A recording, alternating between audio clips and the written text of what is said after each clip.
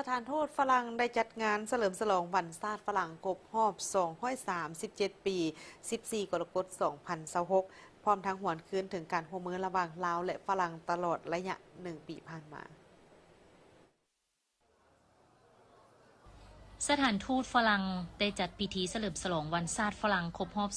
237 ปีในวันที่ 14 กรกฎาคม 2026 อยู่เฮือนพักทูตฝรั่งที่นครหลวงเวียงจันทน์โดยมีท่านนางใบคำคัตติยะรัฐมนตรีกระทรวงสาธารณสุขท่านไม้ทองธรรมวงศารองรัฐมนตรีกระทรวงการต่างประเทศมีต่างหน้าจากแขนงการต่างๆทางภาครัฐคณะทูตนุทูตแขนงเศรษฐกิจองค์การจัดตั้งสังคมและผู้ต่างหน้าชุมชนพลเมืองฝรั่งเข้าร่วมในโอกาสนี้ท่านนางเบเนดิกเดซองเอกอัครราชทูตฝรั่งประจำลาวได้เสนอแผนงานของทีมงานประเทศฝรั่งสำหรับ3 ปีต่อหน้าว่าโดยได้รับการเห็นดีจากรัฐมนตรีกระทรวงเอโรปและการต่างประเทศฝรั่งก็คือการเพิ่มทวีการปรึกษาหารือแลกเปลี่ยนด้านการเมืองและเศรษฐกิจสืบต่อการร่วมมือในการแก้ไขปัญหาระดับโลกสาธารณสุขกสิกรรมแบบยืนยงการท่องเที่ยวแบบยืนยงการเพิ่มทวีการร่วมมือด้านภาษาฝรั่งและเวียดงานฝรั่งโกโฟนีการปรับปรุงการให้บริการแก่ชุมชนพลเมืองฝรั่งที่ดำรงชีวิตในสปป.ลาวท่านเอกอัครราชทูตฝรั่งยังแจ้งให้ทราบตืบอีกว่าสำนักงานสถานทูตฝรั่งได้กลายเป็นสำนักงานของทีมประเทศฝรั่งซึ่งบ่ได้มีแต่ห้องการและตั้งอยู่ในสถานทูตเท่านั้นท้ายเดือนกรกฎาคมนี้เป็นต้นไป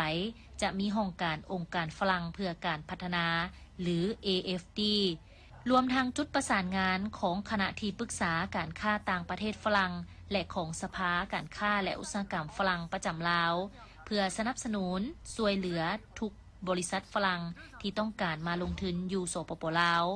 ท่านทูตยังกล่าวย้ำถึงความเข้มแข็งของการร่วมมือระหว่างทีมประเทศฝรั่งและทีมเอโรปพร้อมนั้นยังมีโครงการต่างๆเพื่อแสดงให้เห็นถึงความเข้มแข็งและคุณภาพของการร่วมมือลาวฝรั่งเป็นต้น